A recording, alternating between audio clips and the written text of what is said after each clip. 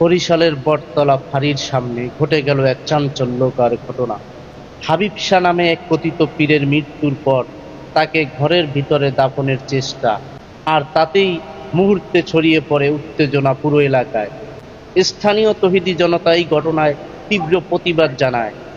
তাদের দাবি, ধর্মীয় বিধান অনুযায়ী ঘরের ভিতরে দাফন করা সম্পূর্ণ শরীয়তে নিষিদ্ধ।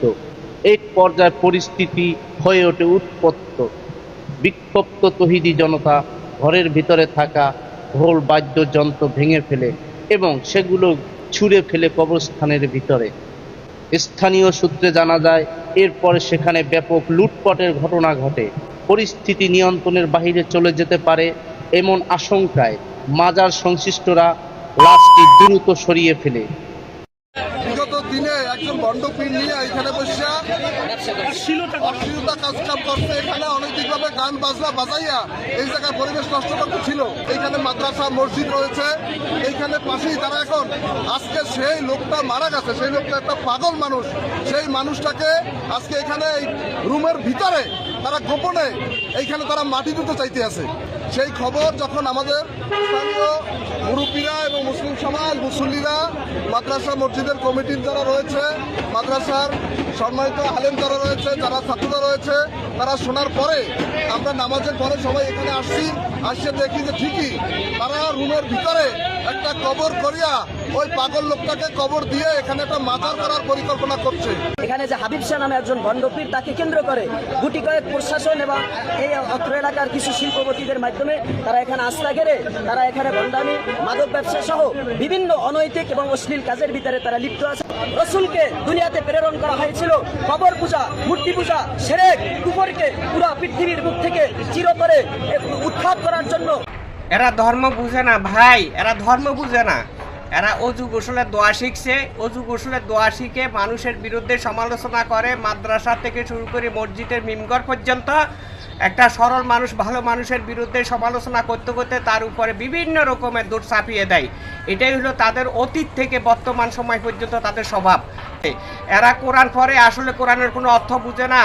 যেমন পবিত্র কোরআন শরীফের মধ্যে রয়েছে, ওমা আরসালনাকা ইল্লা রাহমাতাল লিল আলামিন, আমি আপনাকে সৃষ্টির জগতের রহমতের স্বরূপ প্রেরণ করেছি, এবং তার পাশাপাশি ইহাকে স্পষ্ট করার জন্য সময়কালে নয় সর্বকালের জন্য নবী মুহাম্মদ রাসূল সাল্লাল্লাহু আলাইহি ওয়াসাল্লামকে বুঝার জন্য অবশ্যই কোরআন শরীফের মধ্যে বারে বারে ফয়সালা রয়েছে। পবিত্র সূরা নিসার 78 থেকে 80 নং আয়াতের মধ্যে উল্লেখিত রয়েছে, ওয়ারসালনাকা লিন্নাসি রাসূলান ওয়া কাফা বিল্লাহি শাহিদান মাইয়াতে রাসূলা ফাকাতাল্লাহ, আমি আপনাকে মানুষের মঙ্গল ও শান্তির জন্য রাসূল রূপে নির্বাচিত করেছি বা প্রেরণ করেছি।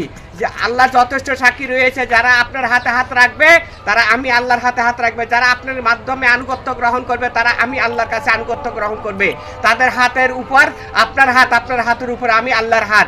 সুতরাং এই সমস্ত আয়াতগুলো প্রমাণ করে যুগে যুগে রাসূল রয়েছে, অতীতে ছিল, বর্তমানে আছে, ভবিষ্যতে আছে।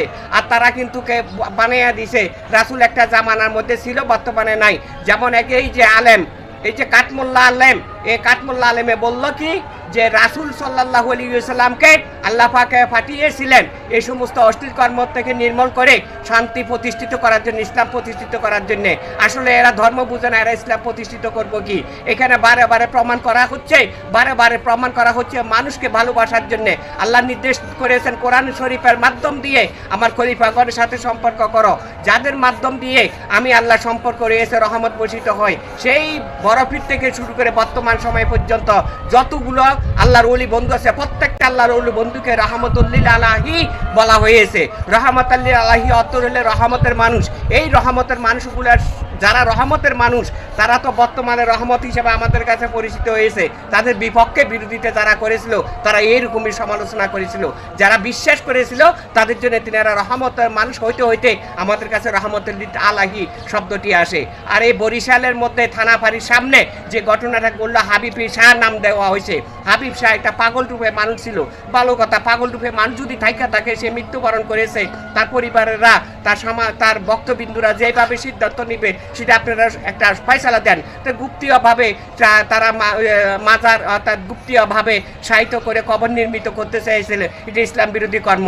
ইসলাম বিরোধী কর্ম আপনারা মসজিদের থেকে মাদ্রাসা থেকে গ্রুপ বেঁধে আপনারা রাজনীতিটাকে ধ্বংস করার জন্য পরিণত। তাই দেখা গেল বাড়ির ঘরের ভিতরে যে সমস্ত যন্ত্রমন্ত্র ছিল, তিনি সামা গাইতো, উলিয়া উলিয়া শানের গান শুনতো বা গাইতো, এই যন্ত্রগুলোকে ভেঙে আপনারা মাজারের মধ্যে ওই কবরের মধ্যে চাপিয়ে দিয়েছেন। কবরের একটা কবর সাহিত্য করা, নির্মিত করা, কবর নির্মিত, একটা মানুষ যখন মারা যায় যে সামাজিকতা একটা দায়িত্ব আছে, কবরস্থানের মধ্যে তারা নিয়ে যাবে। যদি কেউ ব্যক্তিগতভাবে তার নসিহত বাণী করে থাকে তার সন্তানাদির উপরে, তার ভক্তবিন্দুর উপরে, আমাকে এই জায়গাতে সাহিত্য করা হোক, সাহিত্য করবে, তো সেইখানে তার ভক্তরা দেখা গেল যে করতে গেলে একটা সামাজিকতা বাধা আসে, যার কারণে গুপ্তীয়ভাবে তারা করতে চাইছে। এটা তো একটা স্বাধীনতা রয়েছে, আপনার জায়গার মধ্যে তো করতে চাই নাই, তার ঘরের ভিতরে করতে চাইছে। আপনাদের দোষের সমস্যা হয়েছে, চুলকানি উঠে গেছে, ওই যে মাজার করতে আছে। আমরা তো অনেক মাজার ভেঙেছি, আবার এই মাজারটা নতুনভাবে উদ্ভাসিত হয়েছে। আপনারা তো বললেন হাবিব শাহ নামক একজন ভণ্ডপীর, আবার বললেন কি হাবিব শাহ নামক একজন ভণ্ডপীর। যদি হাবিব শাহ ভণ্ডপীর হয়ে থাকে, সে বন্ডামি করছে, নারী নিয়ে বন্ডামি করছে, ইয়াবা ব্যবসা করছে, নিশার মধ্যে যুক্ত ছিল, তার ভক্তরা এই নিশা করতো, সামাজিকতা সমাজ অনৈতিক কাজকর্ম করতে যা সমাজে গ্রহণ করতো না। তো এত কিছু থাকা সত্ত্বেও আপনারা তখন মামলা মোকদ্দমা করলেন না, তার বিরুদ্ধে প্রতিবাদ করলেন না। এখন মৃত্যু হয়ে গেছে, এখন তার কবর নিয়ে খেলা শুরু করেছেন ওই নুরা পাগলার মতো। এই নুরা পাগলার গ্রুপের মধ্যে যারা আপনারা, তারা আমি বাংলাদেশ সরকারের কাছে জোর হাতে অনুরোধ জানাবো, এই সমস্ত অশ্লীল কর্মের মধ্যে যারা যুক্ত হইতেছে, ধর্মের অপব্যাখ্যা করে, তাদেরকে সঠিক বিবেচনা করে আপনারা সঠিক সিদ্ধান্ত অনুযায়ী ফয়সালা দেন। যদি বাংলাদেশে যদি মাজার রাখা থাকা বা মাজার হওয়া যদি অবৈধ হয়ে থাকে, বাংলাদেশের বাহিরে বিশ্বে যে মাজারগুলো আছে সেই মাজারগুলা রইল কি করে, প্রশ্ন থাকে এখানে। যদি সেই সমস্ত মাজার থাকে, তবে বাংলাদেশের মাজারগুলা কি দোষ করছে? 2024 সালের পরের থেকে শুধু এই বাংলাদেশের মাজারের উপরে হামলা সৃষ্টি করা হয়েছে, অলিয়া উলিয়া দরবারে খানকাতে হামলা করা হয়েছে। এগুলা যারা ঘটাচ্ছে আব্দুল ওহাবের নজদির দলের মানুষেরা, ওই আদর্শের আদর্শিত যে এই পর্যন্ত যারা আসছে, সবসময় তারা রাসূল বিরোধী কর্ম করেছে, নবী বিরোধী কর্ম করেছে এবং অলিয়া উলিয়া বিরোধী কর্ম করতেছে। যারা অলিয়া উলিয়ার বিরোধিতা করে, তারা কোরআন পড়তে পারে, কিন্তু তারা সত্যিকারের মুসলমান না। মুসলমানের দাবি করতে শুধুমাত্র আজান দিলে, নামাজ পড়লে, গরু গোশত খাইলেই তারা মুসলমান হতে পারে না। মুসলমান হতে হলে অবশ্যই আদর্শিত মুসলমান হতে হবে। আর আদর্শ একটা জামার মধ্যে ছিল হযরত ইব্রাহিম আলাইহিস সালামের আদর্শের আদর্শিত হযরত ইসমাঈল আলাইহিস সালামকে দেখানো হয়েছে। তার পরবর্তীকে ধীরে ধীরে যেখানে কোরআনের প্রমাণ করতে আছে ইন্নী জাইলুকুম ফিল আরদি খলিফাতান, যে সকল খলিফার সাথে সম্পর্ক করে, সেই খলিফার সম্পর্কিত মানুষেরা শরীক খলিফার আদর্শের আদর্শিত যারা, তারা অলিয়া উলিয়াকে সম্মান করবে, আল্লাহর বন্ধুগণকে সম্মান করে, ইজ্জত করবে। যে কথা আল্লাহ বলে দিছে, আমার বন্ধুগণকে বিরোধিতা যদি করে, আমি তাদের বিরুদ্ধে যুদ্ধ ঘোষণা করি। অথচ এটার প্রমাণ হচ্ছে জাহিরি বাতিনি ভাবে, শুধুমাত্র জাহিরি ভাবে এটা হচ্ছে আইনগত ব্যবস্থার মানে প্রতিবাদ হচ্ছে। আর বাতিনি ভাবে হয়ে কি, কারো হাত ব্যাকা হয়ে গেছে, কেউ বোবা হয়ে গেছে, কারো পায়ের মধ্যে পছন্দ ধরছে, কেউ মৃত্যুবরণ করেছে, এটা হলো বাতিনি শাস্তি। অতএব বাতিনি শাস্তির ধৈর্য ধরব, আমরা দেখব। কিন্তু জাহিরিতা ভাবে আমাদের প্রতিবাদের প্রয়োজন আছে। বাংলাদেশ সরকারের প্রতি আমার অনুরোধ রইল, অবশ্যই এই সমস্ত আর জাহিলাতি আলেমগুলাকে আপনারা চিহ্নিত করুন, চিহ্নিত করে সঠিক বিবেচনা অনুযায়ী তাদেরকে সাজা সাব্যস্ত করুন। একটা থানার সামনে এরকম একটা কর্ম ঘটে কি করে? অতএব এই জায়গাটার মধ্যে ধর্ম নামের অপকর্ম চলছে, ধর্ম তারা বুঝে না। যদি ধর্ম বুঝতো তাহলে আদর্শ বুঝতো, আদর্শ বুঝলে একটা মৃত ব্যক্তির ইচ্ছাকৃত স্থানের মধ্যে তার ভক্তরা যে সিদ্ধান্ত নিচ্ছে, সেই সিদ্ধান্ত স্থানের মধ্যে বিবেচনা পর্যন্ত বুঝিয়ে দিতে পারতো, কিন্তু এরকম নির্যাতন করতে পারতো না। আবার এই কথাগুলা বক্তব্য দিচ্ছে, আপনারা নিশ্চয়ই শুনেছেন যে সেও সমাজে বিরোধী কর্ম করেছে, অনৈতিক কর্ম করেছে, আজকে সে মৃত্যু হয়েছে, গোপনে তার মাজার তাকে ঘরের ভিতরে কবর দিতেছে, এটা ভবিষ্যৎ মাজার নির্মিত করার উদ্দেশ্য।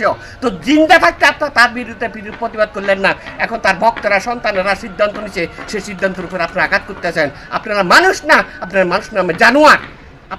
আপনারা এই দেশে আপনাদের জন্য, এই সমাজের মধ্যে আপনাদেরকে দিয়ে যুব সমাজ, ভবিষ্যতের প্রজন্মের মধ্যে কোনো উপকার আসবে না, তারা ক্ষতিগ্রস্ত হয়ে যাবে। এই ক্ষতিগ্রস্ত থেকে বাঁচাইতে হলে অবশ্যই বাংলাদেশ সরকারের একটু চিন্তা ভাবনা করতে হবে। বাংলাদেশ সরকারের প্রতি আমি সম্মান রাখি বলছি। এই বিষয়গুলো আপনারা দেখেন, অতীত থেকে অনেকগুলো মাজারে বাংলাদেশে ভাঙা হয়েছে 2024 সালের পর থেকে। তার পূর্ব আছে শাহজালালের মাজারে হামলা করা হয়েছে, শাহ আমানতের মাজারে হামলা করা হয়েছে, বেশ কিছু মাজার হামলা করা হয়েছে 2004 সাল থেকে 2011 সাল পর্যন্ত। আমরা এগুলো সব দেখতে আছি। এই বাংলাদেশ পরিস্থিতিটা খুব খারাপের দিকে যাচ্ছে, অতএব নিরাপত্তা বিবেচনা করা এটা সরকারের দায়িত্ব। সকলের প্রতি সালাম, আসসালামু আলাইকুম রহমতুল্লাহ।